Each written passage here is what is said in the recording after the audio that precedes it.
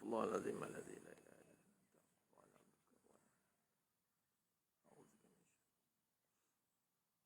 huwa laka bi ni'matika alayya.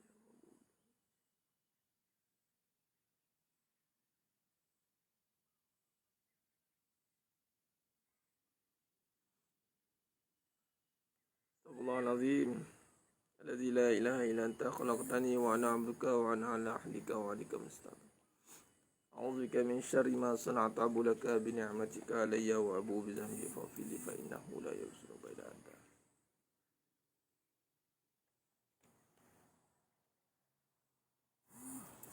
Astaghfirullahaladzim alladzi la ilaha illa anta khalaqtani wa ana 'abduka wa ana 'ala ahdika wa 'adika mustaqim. A'udzubika min syarri ma sana'tu abu laka bi ni'matika alayya wa abu bi dhanbi faghfir li fa innahu la yaghfiru dhunuba illa anta. Assalamualaikum warahmatullahi wabarakatuh. Bismillahirrahmanirrahim. Innal hamdalillah nahmaduhu wa nasta'inuhu wa nastaghfiruh wa na'udzu billahi min shururi anfusina wa min sayyiati a'malina. May yahdihillahu fala mudilla lahu wa may yudlil fala hadiyalah. Asyhadu an la ilaha illallah wahdahu la syarikalah wa asyhadu anna Muhammadan 'abduhu wa rasuluh. Allahumma shalli ala Muhammad wa ala ali Muhammad wa biyassir wa la tu'assir bi tammim bil khair. Rabbi shrah li sadri wa yassir li amri wahlul 'uqdatam min lisani yafqahu qawli. Wala haula wala quwwata illa billahil aliyyil azim. Wala manja minallah illa ilaih, amma ba'du. Senang penonton, senang jemaah yang muliakan Allah Subhanahu wa taala. Khair. Alhamdulillah ala kulli hal. Syukur pada Allah Subhanahu wa taala bertemu lagi kita pada pagi yang penuh barakah ni. Alhamdulillah. Moga-moga kita semua tergolong dalam golongan hamba-hambanya yang benar-benar bersyukur. Amin ya rabbal alamin. Sidang jemaah yang muliakan Allah Subhanahu wa taala, bantu sebarkan dulu salam pagi, salam fitness kolbu. Alhamdulillah. Bersiaran lagi kita dalam siri fitness kolbu yang siri ke-30. Ada tanya tadi spek, mana spek? Ini hari cuaca mendung, tidak berapa panas. Jadi cuacanya sejuk mata memandang, jadi tidak perlulah lagi sunglass. Alhamdulillah.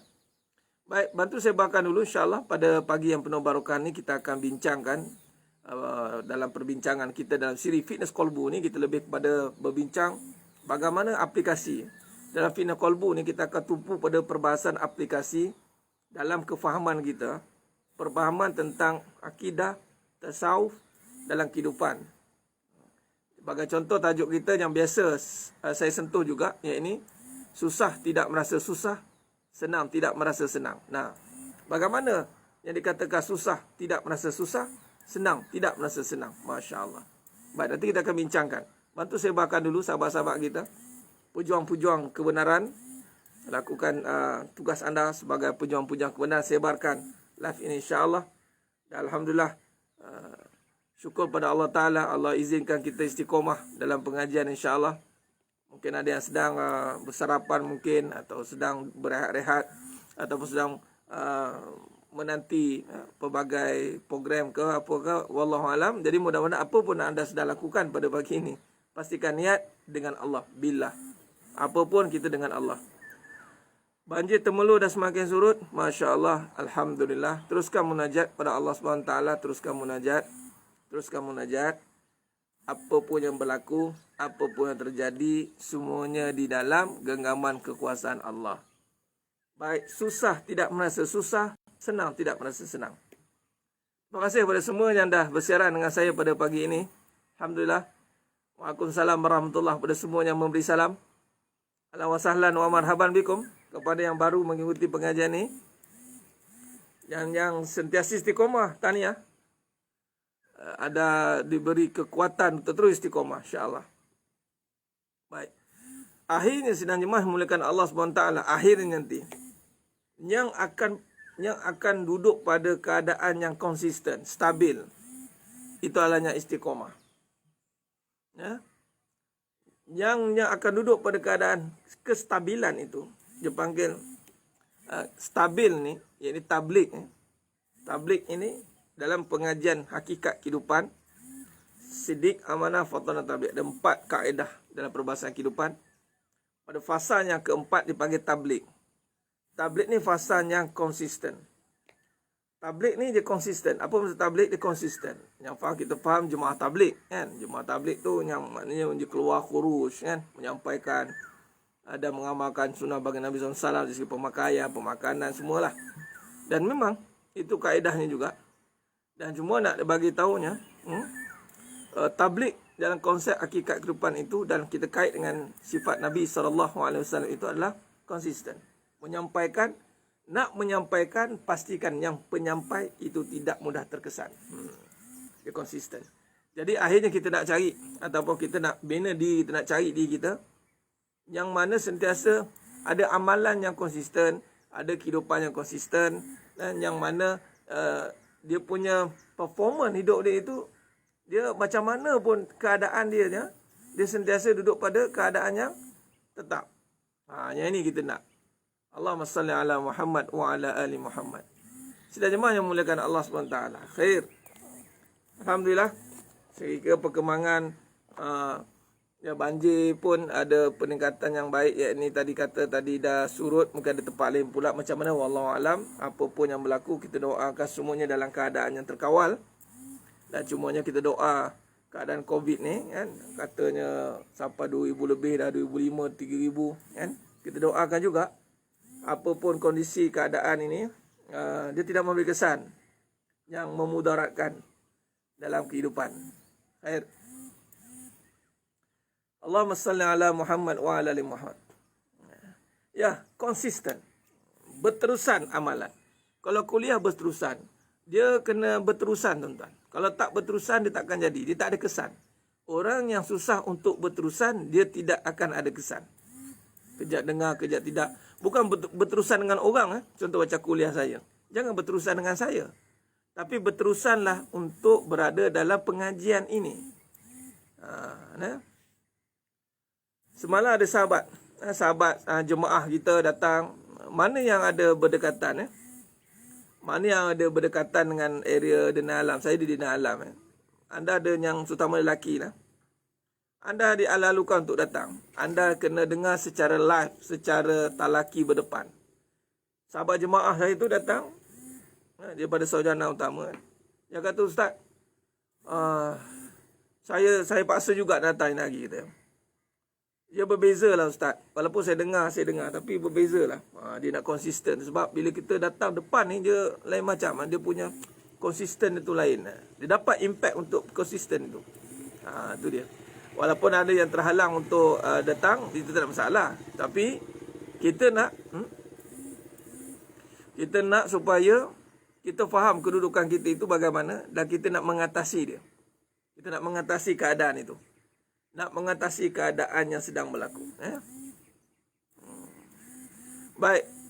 Sidang jemaah mulakan Allah Subhanahu wa taala. Khair insya-Allah. Alhamdulillah. Allahumma shalli ala Muhammad wa ala ali Muhammad. Tekan butang share tu tuan-tuan, tag dan share pada sahabat-sahabat kita yang mana yang sedang menanti, mungkin terlepas pandang. Kadang-kadang notification tak keluar kan. Notification tak keluar. Baik. Allahumma salli ala Muhammad wa ala ali Muhammad. Khair. Susah, tidak merasa susah. Kita kupas. Susah, tidak merasa susah. Senang, tidak merasa senang. Orang beriman, dalam fitness kolbu, kita nak latih hati kita. Latihan untuk konsisten, tidak merasa susah. Dan tidak merasa senang. Allahumma salli ala Muhammad wa ala ali Muhammad. Kita nak bina konsistensi kita ni. Allahumma salli ala Muhammad wa ala.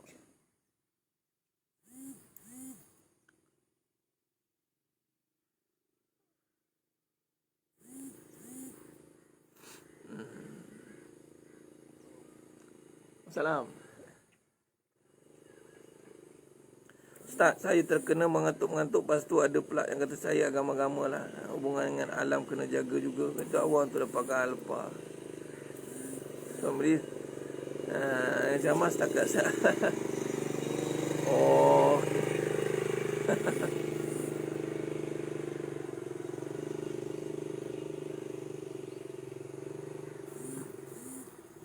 Allahumma salli ala Muhammad wa ala ali Muhammad. Ya, kelas kita kan, macam Puan Anis kata, habis kadang 11.30 lewat.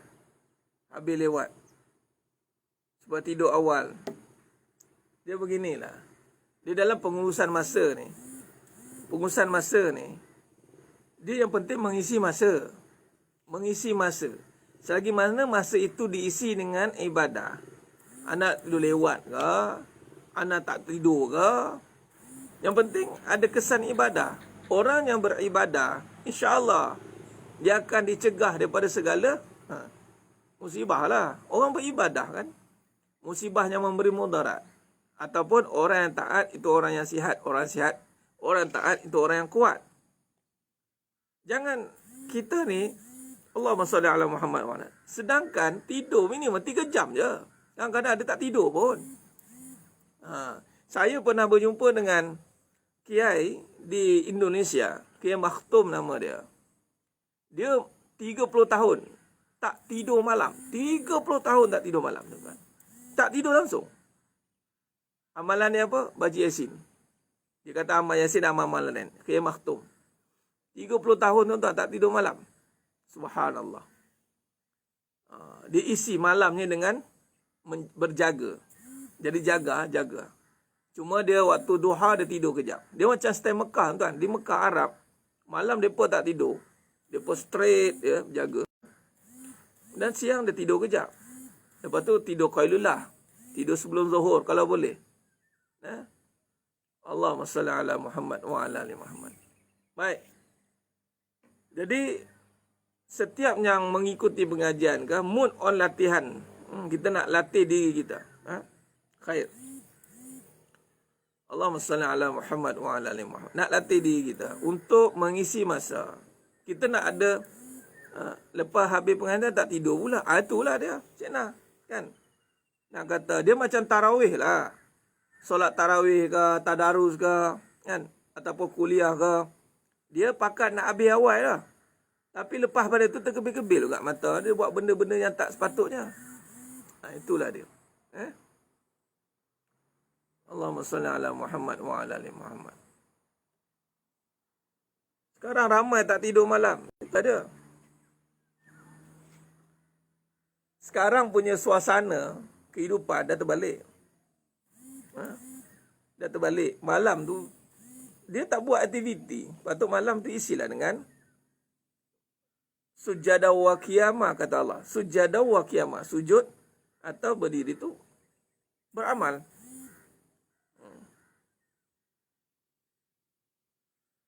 Allahumma salli ala Muhammad wa ala ali Muhammad. Benar Ustaz, lawan sihir cuma guna ruqyah 3 ku dan ayatul kursi saja diberi kesembuhan. Sihir ni, jin, semua dah terkait dengan dia. Kenapa ayat Quran tu memberi kesan? Pertama dia syifa. Tapi yang lebih besar daripada syifa atau ayat Quran tu, dia mesti dibaca dengan ikhlas. Nak bina ikhlas tu susah. Ikhlas tu dia kena konsisten ni. Yang kita bincang pagi ni. Ikhlas tu kita nak konsisten. Konsisten daripada tidak terkesan dengan keadaan. Khair. Sidang jemaah muliakan Allah SWT. Isu paling besar dalam hidup kita ni adalah keadaan. Keadaan. Isu besar keadaan ni. Keadaan yang terjadi. Keadaan yang berlaku. Keadaan yang ada depan mata kita ini, dia akan memberi kesan kepada iman kita. Kalau kita tak betul-betul perhatikan. Khair.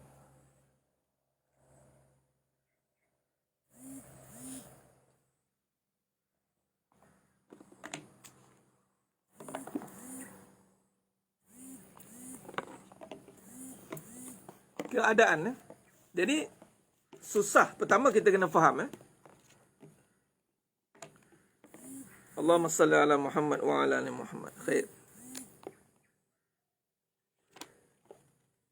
Keadaan ini yang kita kena perhatikan. Hati-hati dengan apa yang kita lihat agar tidak terganggu apa yang kita ingat. Baik. Hidup ini disuruh keutamaan amalan itu adalah untuk ingat Allah. Zikrullah. Ingat Allah. Tanda ingat, dia akan buat. Dia akan sebut, dia akan buat. Baik, bila kata ingat, semua perkara kita nak jadikan sebagai tanda kita ingat Allah. Semua perkara.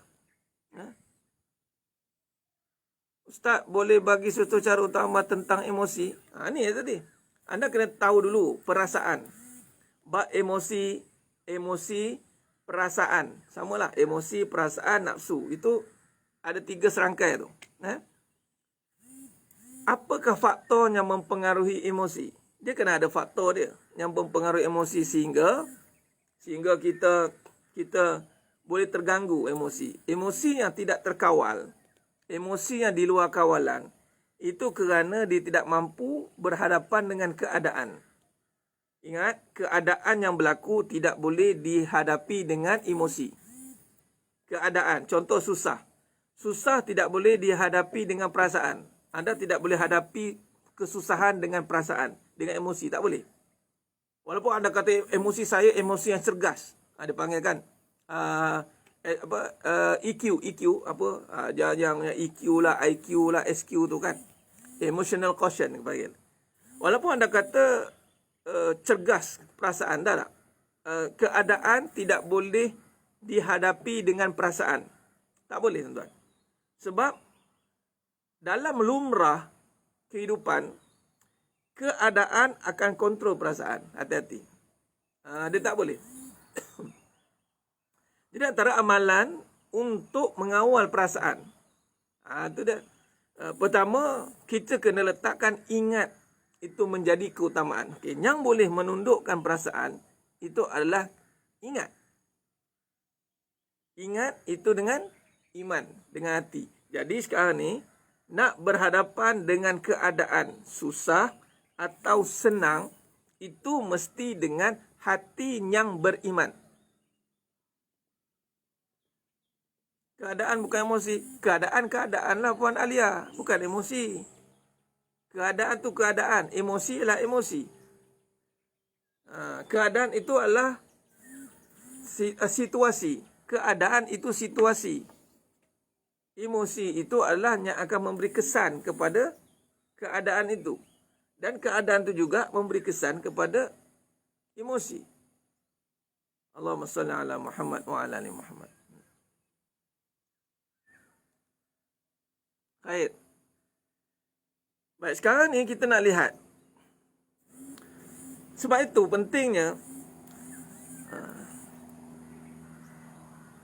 Ustaz, macam mana lebih kuat diri, tabah dan sabar dalam kehidupan berkeluarga? Ini nak cerita. Yang paling kita kena faham. Ego macam mana nak kawal Ustaz? Ya, Tuan Haji Nasir. Ego, apa lagi? Cemburu, apa lagi? Iri, itu semua perasaan. Sedih, itu semua perasaan. Emosi tindakan ke atas keadaan. Emosi tindakan ke atas keadaan, ya Ustaz. Emosi ni dia belum bertindak lagi. Emosi lah emosi. Bila emosi yang tidak dididik, emosi yang tidak dibentuk, emosi yang tidak ditunduk. Ingat, misi kita adalah untuk menundukkan emosi. Misi kita menundukkan perasaan. Okey, baik. Dengar baik-baik tuan-tuan. Sila imam menundukkan Allah Ta'ala. Fokus. Dia ada 3 fasa. Perasaan, keadaan, kebenaran. Perasaan, misi kita adalah untuk menundukkan perasaan. Tapi kita berhadapan dengan perkara yang boleh mengganggu perasaan setiap hari. Apa dia yang boleh mengganggu perasaan setiap masa? Keadaan. Keadaan ini adalah dunia.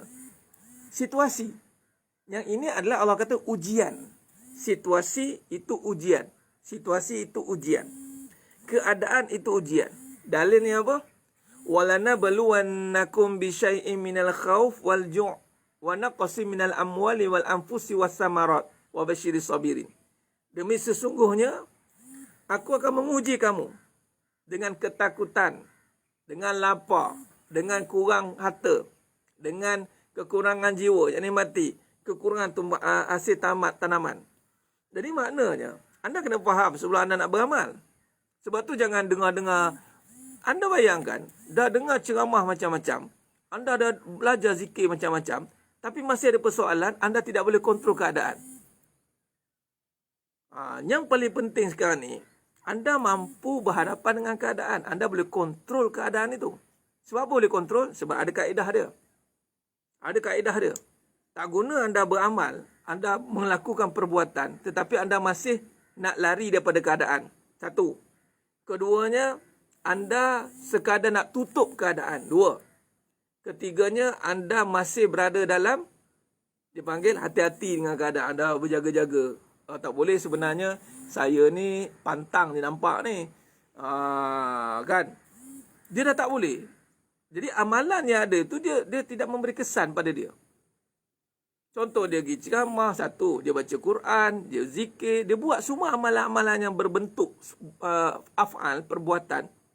Tapi perbuatan tidak memberi kesan. Why? Kenapa, tuan-tuan? Anda kena faham benda ni. Dan ini akan dapat dalam pengajian tasawuf dan akidah.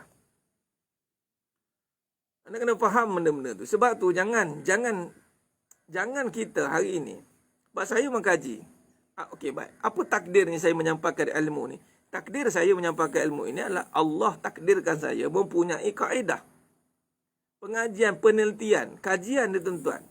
Kajian melalui perjalanan kehidupan, berhadapan dengan keadaan, kemudian dengan ilmu. Saya ni tadabbur Quran ni bertartila ni. Dia ada satu ni. Antara rujukan saya kan. The first Quranic scientific ni. Guru-guru kita kaji. Bukan kata siapa dia ni nak cakap ni. Lah. Kita bukan kata siapa yang nak bercakap. Itu penting juga. Tapi kita nak bagi tahunya. Bila kita faham keadaan itu, kita kena mengkaji. Sebab hidup ni Allah bagi akal untuk mengkaji. Yatafakkarun ulul albab. Allah bagi akal ni. Rupa-rupanya kita beramal tidak berakal. Ulama, Ustaz, beramal tidak berakal. Macam mana beramal tidak berakal? Kita tidak memikirkan setiap yang berlaku itu. Nampak? Kita tidak memikirkan, kita tidak fokus kepada yang berlaku itu. Allahumma salli ala Muhammad wa ala ali Muhammad. Lain okey ke so far? Lain okey Komen sikit. Doa kan. Saya tengok macam line ni drop sikit ni. Mudah-mudahan okey lah.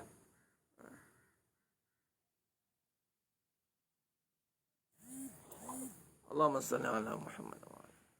Pindah sikit.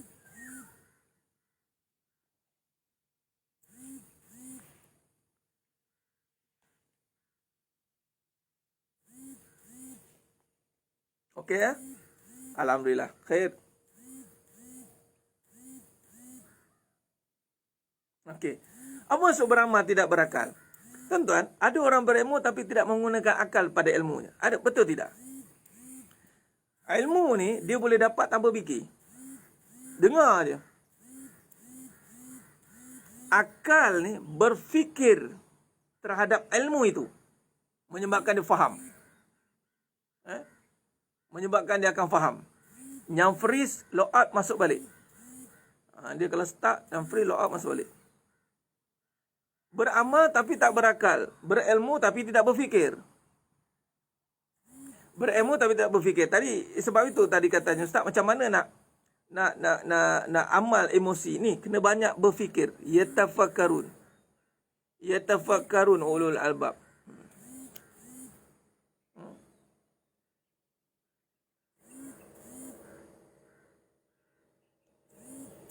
Ya, Tuan Ibnu, alhamdulillah, haza min fali Rabbi. Ya. Saya cuba ringkaskan perbahasan.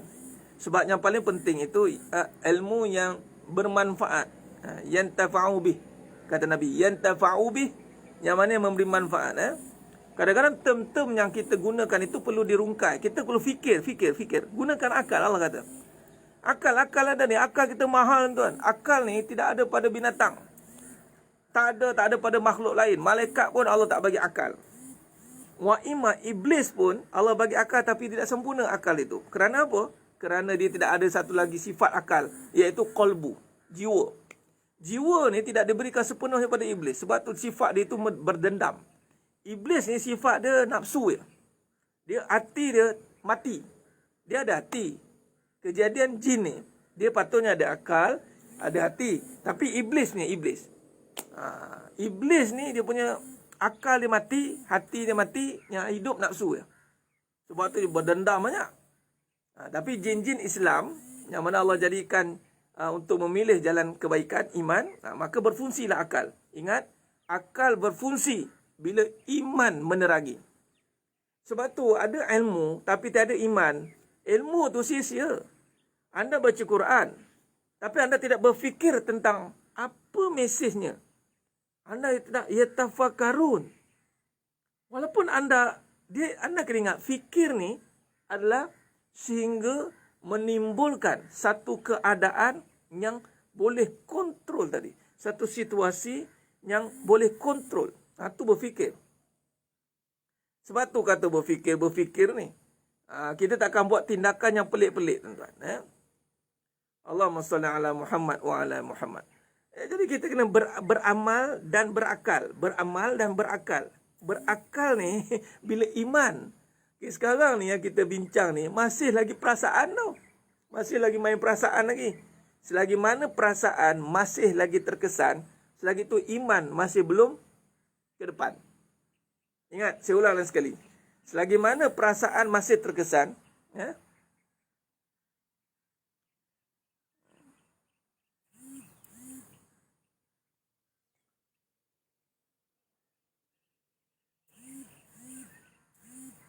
intinya apa-apa yang melanda kena cepat kembali kepada Allah. Nak cepat kembali tu, intinya Puan Tina, intinya nak kembali tu kena ada kaedah.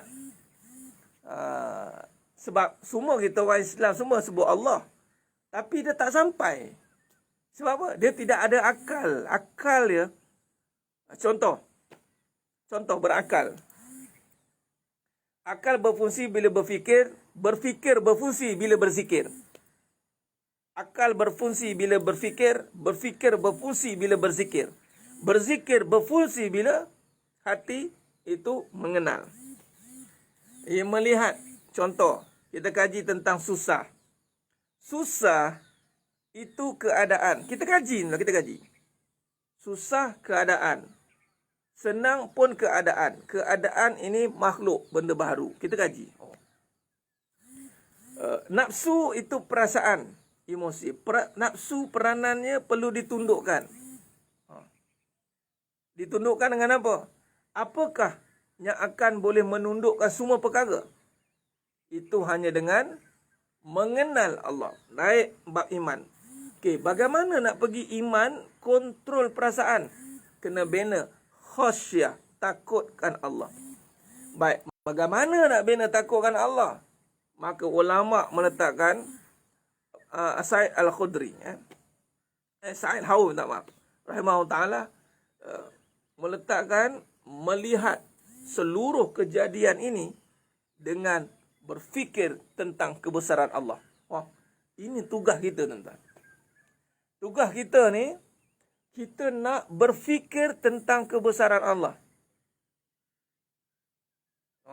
Ini kita kena selalu dengar. Jadi caranya, apakah amalan yang boleh menundukkan perasaan? Adalah apabila kita meletakkan keimanan duduk di depan. Bagaimana keimanan duduk di depan? Setiap yang berlaku, kita akan fikirkan kebesaran. Contoh, susah. Apa kebesarannya ada? Susah. Apa kebesaran Allah yang ada pada susah? Kita kaji. Kita kaji tentang kesusahan. Sehingga kita nampak kekuasaan. Kaji. Nampak. Contoh, Allah bagi kesusahan duit. Belajar tak? Apa yang belajar tentang kesusahan duit? Susah tak ada duit? Susah. Apa yang anda belajar tentang susah tak ada duit? Kadang-kadang apa yang dia buat kelas, ada masa tak pergi kelas. Sebab dia tak faham lagi puan ini. Anda masih buat dengan perasaan. Akal masih belum berfikir ke depan. Sebab tu kejap ya, kejap tidak. Kejap ya, kejap tidak. Tu masih lagi duduk pada keadaan. Okey? Okey, contoh susah. Susah duit? Susah. Takut tak ada duit? Takutlah ustaz. Apa yang anda belajar dengan ketakutan itu? Apa yang kita ambil pengajaran pada kesusahan tak ada duit?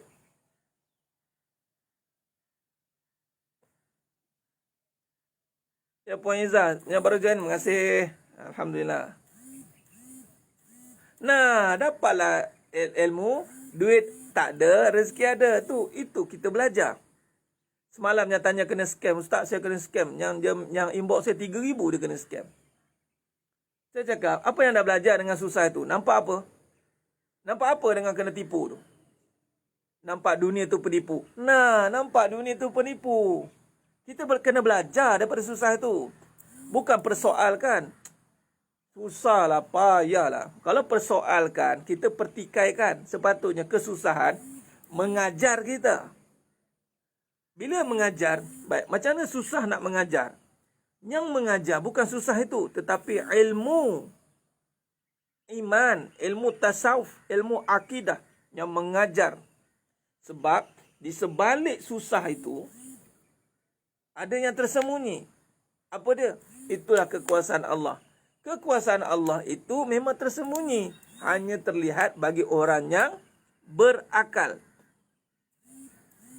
Inna fi khalqis samawati wal ardi wa ikhtilafil laili wan nahari la ayatil lil ulil albab. Dalam penciptaan langit dan bumi, malam silih berganti. Malam siang silih berganti. Hanya ada terdapat tanda-tanda bagi orang yang berakal. Berjimat guna duit, itu belum lagi Puan Mosde. Bukan berjimat guna duit. Berjimat itu satu bab. Anda kena nampak, duit itu tiada sebenarnya. Duit itu hanya makhluk. Yang kita nak itu rezeki. Kita kena belajar sifat rezeki. Yang kita belajar sekarang sifat duit.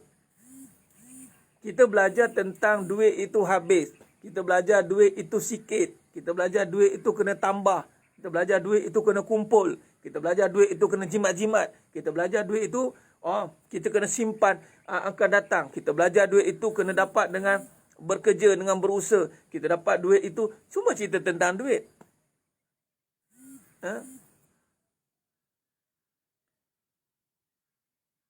Ustaz, tundukkan perasaan lepas lihat kebesaran. Lepas tu apa seterus kena buat Ustaz? Kadang-kadang tak dapat atasi perasaan. Maknanya belumlah lihat kebesaran Allah. Anda jangan tanya soalan, lepas tu apa? Anda ingat kebesaran Allah sekali je ke? Kebesaran Allah bukannya sekali tu. Kebesaran Allah tu berkali-kali, bertali arus, tak putus-putus kebesaran Allah. Bukan lepas tengok, next. Dah nampak dah kebesaran Allah, next. Tapi saya masih terkesan dengan perasaan. Maksudnya belum lihat kebesaran Allah. Orang yang dah lihat kebesaran Allah, wallahi dia akan sujud kepada Allah. Maknanya kalau masih terkesan dengan perasaan, belum lihat kebesaran Allah. Saya akan cakap macam tu. Belum. Anda ingat dengan melihat dengan mata? Dengan mata kepala? Tak. Dengan mata hati. Hati tu ada lagi penyakit tu. Minta Allah bersihkan hati. Siapa nampak kebesaran Allah, pasti akan sujud. Fasjudu. Tersujud dia tengok Allahu Akbar. Pum, sujud. Anda jangan ingat tengok kebesaran Allah. Dah nampak dah kebesaran Allah ni. Next, apa nak buat ni? Saya dah nampak dah kebesaran Allah. Lepas tu saya nak buat apa ya? Nak kena ban. Dah nampak kebesaran Allah, sujud. Wa iz qulna lil malaikati isjudu li adama fasajadu illa iblis aba wastakbar. Ketika Nabi Adam AS dijadikan oleh Allah SWT, malaikat nampak kebesaran Allah pada kejadian Nabi Adam. Terus sujud. Kita tak sujud, kita masih lagi apa? Kita masih lagi memberi kesan kepada perasaan itu. Betul tidak? Okey. Puan Maizun Haji Mustafa, tak apa. Jangan minta maaf dengan saya. Bukan saya marah. Tak, saya nak counter tadi. Bukan marah Puan Maizun. Tapi kalau terkesan baguslah. Alhamdulillah. Memang ini kaedah dia Puan Maizun.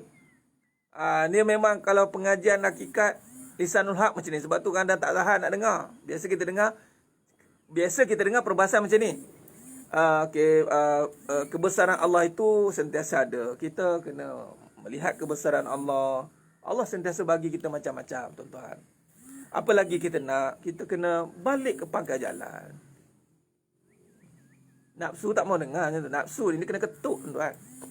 Nafsu ni dia kena cabar. Dia kena tekan. Dia kena susahkan dia. Sebab tu bila kita buat pengajian begini, Memang kalau tak kena gaya tak tahan. Ui, apa hal ni? Saya nak berubah tapi saya macam kena ni. Kenapa pula? Lepas tu kadang-kadang lari. Juga yang lari. Tak apalah. Siapa yang betul-betul nak kena tekan, silalah. Sekarang dah ada teknologi kan. Kalau nak jumpa berdepan susah, nak jumpa berguru depan-depan susah. Ni cara dia. Allahumma salli ala Muhammad wa ala ali Muhammad. Peliklah saya cakap macam tu. Baik. Jadi maknanya dia memang begitu.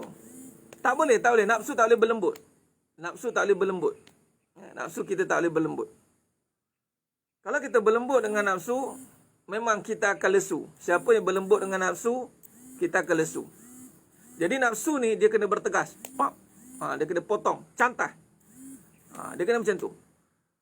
Jadi sebab tu kita bercakap dengan saya, kita bukan nak entam, kita bukan nak menyalah, kita bukan nak menekan, tidak. Kita nak supaya kita sedar. Kena paksa jadi baik. Dia sebenarnya, maksud saya perasaan dia samalah, perasaan sedih pun sama. Itu pun nafsu, keadaan. Perasaan sedih bila dia nampak kebesaran Allah, dia akan hilang kesedihan. Apa dia? Wabasyiris sabirin. Kabarkan berita gembira bagi orang yang sabar. Maknanya kalau kita dah nampak kebesaran Allah, kita akan sujud dan hilang kesedihan. Allah hilangkan. Mana kita belum betul-betul sujud, kena minta dengan Allah Ta'ala biar Allah bantu kita sujud, benar-benar sujud. Itu dia. Kita ikutkan perasaan sedih. Perasaan sedih kerana apa? Kalau kerana dosa, minta ampun dengan Allah. Allah akan hilangkan sedih tu. Kalau kerana keadaan, itu jadi masalah. Kalau kita sedih kerana keadaan, itu yang susah. Kalau keadaan, maknanya kena hilangkan. Kena sedar keadaan itu siapa yang jadikan. Kita kena sedar. Allah jadikan kita tak ada duit. Jangan sedih lah sebab yang tak ada duit. Itu sifat makhluk. Sifat makhluk memang tak ada. Nak terima tak ada tu sakit. Kita jadi sedih nak terima tak ada tu. Allah payahnya Ustaz. Lagi-lagi pula kalau orang dah melekat. Dah biasa melekat kan. Sebab tu Nabi dah ingatkan. Kan? Ingat mati. Ingat zikrul maut. Tak ada benda yang kekal dengan kita. Sebab tu kita kena kenal diri sifat kita sifat mati. Sifat kita sifat tiada. Sifat kita sifat hina. Sifat kita sifat tanah. Diinjak-injak, dipijak-pijak. Jadi di saat datangnya susahnya dipijak-pijak, diinjak-injak. Di saat datang susahnya dihina dan terhina. Maka kita dah bersedia menerima. Sebab itulah keadaan kita. Allahu Akbar. Ya Ustaz. Ya. Memang begitu. Okey. Jadi kalau saya sedih dengan dosa Ustaz, bangkit Allah Maha Pengampun. Bangkit Allah Maha Pengampun. Setakat hari ini tuan-tuan, jangan bimbang. La takhaf la tahzan. Jangan bimbang. Allahumma innaka afuun karimun tuhibbul afwa fa'fu anni. Allahumma innaka afuun tuhibbul afwa fa'fu anni. Siapa yang baca doa ni? Lagi pula di malam Lailatul Qadar, Allah ampunkan dosa. Allah tak heran dengan dosa kita. Yang Allah heran kenapa sombong benar dengan dosa. Kenapa ragu yang aku ni Maha Pengampun? Kenapa tak nak sujud dengan aku minta ampun? Allah Maha Pengampun. Bangkit dengan kesedaran. Kuasai keadaan dengan iman. Berfikir dengan akal supaya beramal kali ini biar benar-benar mengenal. Boleh catat apa saya cakap tu? Saya pun lupa. Ulang balik. Nanti dengar balik. Bangkit dengan kesedaran. Kuasai keadaan dengan iman. Berfikir dengan akal. Beramal sehingga mengenal. InsyaAllah. Allahumma salli ala Muhammad wa ala.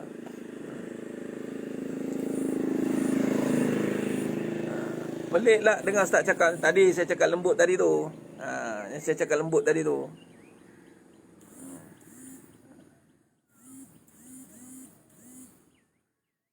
Ustaz, adakah ini satu kekeliruan? Nasib boleh dengan usaha dan doa. Di mana sebenarnya kerana Allah dah tetapkan. Dah tetap nasib yang berbentuk hujan atau bukan dari Allah datang. Senang cerita beginilah. Apa yang terjadi, itu yang dah ditentukan. Selagi belum terjadi, dia masih di dalam kekuasaan Allah. Doa, usaha itu ikhtiar, tiada kuasa. Tidak terjadi kerana Allah. Khalas, titik. Anda tak tahu apa yang berlaku depan. Anda berdoa, Terjadi pun kerana Allah. Allah ilhamkan doa tu, terjadi pun kerana Allah. Selesai masalah tu. Jangan fikir doa mengubah keadaan. Tak ada. Allah yang mengubah semua. Allah bagi doa, Allah bagi usaha. Yakin, tawakal, doa, usaha. Apa yang terjadi, itu yang terjadi. Siapa bagi jadi? Allah. Bukan sebab doa kita. Habis saya doa ni untuk apa? Menyatakan kita sebagai hamba. Apa fungsi doa? Fungsi doa menyatakan kita ni fakir lillah. Sini. Kena ni. Kita fakir. Dapat pasti belum tentu. Minta pasti. Sebab kita ni fakir. Kena minta. Sebab kalau tak minta kita sombong. Sebab di dunia ini kita hanya transit saja. Tak ada apa yang kita boleh dapat sendiri. Semua kena minta dengan Allah. Allahumma salli ala Muhammad wa ala ali Muhammad.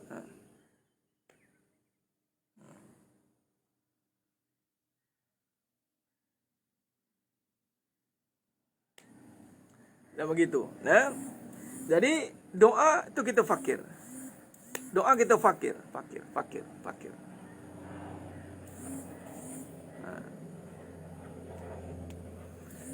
Memang Nabi kata boleh memberi kesan. Tapi kesan itu tak di sisi Allah. Fungsi doa. Fungsi usaha kita manusia. Fungsi doa kita ni sebagai hamba. Fungsi usaha menyatakan kita ni manusia. Sebab manusia je berusaha. Binatang tak berusaha. Tak ada lagi orang panggil yang berusaha encik kucing. Tak ada. Yang berusaha encik lembu. Dia tak ada. Dia berusaha ni biasa orang yang berusaha encik gini. Yang berusaha. Allahumma salli ala Muhammad. Ada di doa boleh mengubah takdir. Betul, cuma kena faham apa sebab doa boleh mengubah takdir. Sekiranya Allah terima doa itu, tetap Allah yang mengubah takdir. Memang kita kena meminta pada Allah. Allah mengubah takdir melalui doa. Melalui doa tu Nabi kata berdoalah. Maknanya jangan putus asa dengan Allah. Minta dengan Allah. Allah yang mengubah. Kan dengan doa tu lah mengubah takdir. Sebab apa? Bila kita minta kepada Allah, Allah lah yang ubah. Kalau kita tak minta, buat tak tahu ya. Berubah juga keadaan tu. Tetapi kita tak nampaklah kuasa Allah. Bila kita doa, sebab tu kena beramal. Beramal itu mesti berakal. Aku berdoa ni, kenapa aku berdoa ni ya? Aku berdoa ni sebab aku ni fakir. Minta ke Allah, ya Allah. Melalui doa ni boleh ubah ya Allah. Sampaikan doa ni ya Allah. Sampai. Bila sampai pada Allah, berubah. Tapi tak tahu doa mana satu yang sampai. Kita doa saja berterusan. Begitu. Kata Imam Ibn Athaillah Skandari rahimahullah ta'ala, tertanda seseorang itu juga dirahmati oleh Allah. Dia rajin meminta, berdoa pada Allah. Ringan mulut dia. Ya Rab, ya Rab, ya Rab. Dia meminta. Dia bukan minta dengan manusia tau. Dia sering meminta dengan Allah. Ya Allah, aku susah ya Allah. Ya Allah, Engkau maha kuasa. Ya Allah, aku tak nak terkesan dengan keadaan ni, ya Allah. Ya Allah, datangkan kekuasaanmu, ya Allah. Allah ringankan mulut dia. Meminta pada Allah. Direct. Itu dia. Dan usaha itu tanda kita manusia. Kucing tak berusaha. Jadi anda berusaha, tahniah sebab anda manusia. Siapa yang tak nak berusaha, dia bukan manusia. Mungkin kategori beruk ke, tengoklah. Yang tak nak berusaha.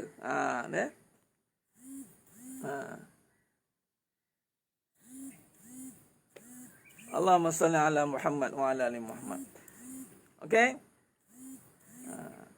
Jadi sebenarnya yang muliakan Allah Ta'ala tu doa tu pasti. Doa tu itu sifat hamba. Doa sifat hamba. Hamba itu sentiasa meminta. Meminta itu doa. Tapi doa bukan, ingat, bukan semua kata-kata itu doa. Tapi dalam doa ada kata-kata. Ingat, doa tidak terikat dengan bercakap saja. Doa itu adalah dengan perbuatan bersama. Contoh solat pun doa. Zikir, perbuatan, buat baik, semua tu doa. Yang ini selagi mana mencerminkan sifat hamba, itulah doa. Kata-kata bukan doa. Sebab ada kata-kata yang batil, kata-kata yang sombong, kata-kata yang tidak beradab, kata-kata yang menungkah kebenaran. Kata-kata bukan doa. Tapi dalam doa ada kata-kata. Dalam doa ada perbuatan.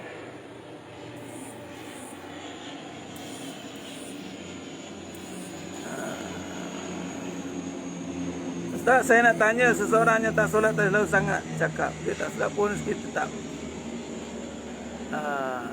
Ya, rezeki ni Allah bagi. Solat tak solat Allah bagi. Apa yang terjadi itu dengan kuasa Allah. Orang tu tak solat ke Allah bagi. Tapi ingat, setiap yang bagi ada je punya kesan dia. Itu saja. Ya. Allahumma salli ala Muhammad wa ala ali Muhammad.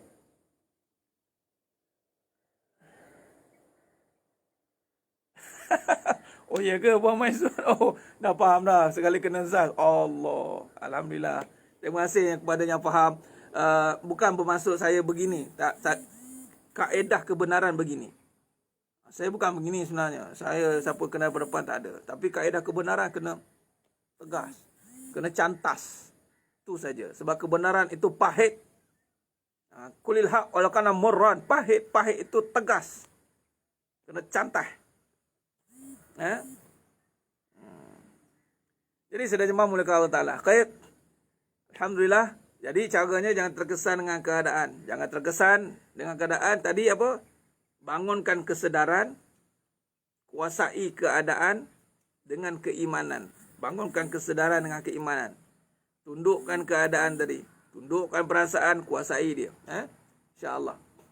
Jadi sudah jemaah yang mulakan Allah Subhanahu Wa Ta'ala. Khair. Ya, Alhamdulillah. InsyaAllah. Kebenaran itu memang pahit. Sangat pahit. Kebenaran itu. Tapi pahit itulah yang kena tegas. Sebab kalau kita duduk lembut-lembut dengan pahit, kita buang balik. Orang makan, pahit kita buang. Dia manis dia telan. Sebab tu orang kata, pahit jangan cepat-cepat buang. Manis jangan cepat-cepat telan. Yang manis tu kan kadang jadi penyakit. Yang pahit tu kan kadang menjadi ubat. Sebab itu pahit dia jadi kalau tidak tegas, jadi masukkan je, telan terus. Allah. Okay? Jadi jangan terkesan dengan keadaan. Bangunkan kesedaran, beramal dengan berakal. Kita kena berakal ketika beramal. Jangan beramal dia panggil apa? Membuta tuli. Beramal tak berfikir. Allah suruh kita fikir. Fikir ini adalah kerja besar. Sebab tu tafakur sesaat. Lebih besar daripada solat 1000 rakaat. Jangan main-main. Sebab tu yang kita buat pagi ni, berfikir. Kita latih diri kita, hati kita. Dan berfikir ni mesti dengan hati. Dia tidak boleh berfikir dengan nafsu. Tak boleh berfikir dengan keadaan. Tak boleh. Tak boleh. Allahumma salli ala Muhammad wa ala ali Muhammad. Siapa yang jadi semua saya nak bagi tahu, siapa yang dah mengikuti pengajian ni, tunjukkan kesan dia supaya kita boleh tarik ramai lagi yang baru. Sebab kadang-kadang mereka terkejut. Mereka terkejut. Ustaz, mereka sakit lah Ustaz. Pelan-pelan lah Ustaz. Orang masuk ICU, mana boleh pelan-pelan. Semua kena cepat. Betul tak? Tapi yang masuk kelas ni bukannya yang sakit-sakit. Tapi ada juga yang sakit. Bila masuk dia sihat. Yang sihat makin kuat. Yang mana sihat, terus istiqomah, dia makin kuat. InsyaAllah. Okay. Yang sihat dia akan makin kuat. InsyaAllah. Jadi sedang jemaahnya muliakan Allah Subhanahu Wa Ta'ala. Tak boleh berfikir dengan nafsu, tak jadi. Berfikir takkan boleh dengan nafsu. Bila fikir dengan nafsu, dia akan jadi buntu. Ubat pahit sama cair muka. Ya. Berfikir dengan nafsu, dia akan jadi buntu. Dia jadi haru biru. Hidup keliru. Baik. Jadi sedang jemaah muliakan Allah Ta'ala. Jadi maknanya, situasi susah itu keadaan, senang pun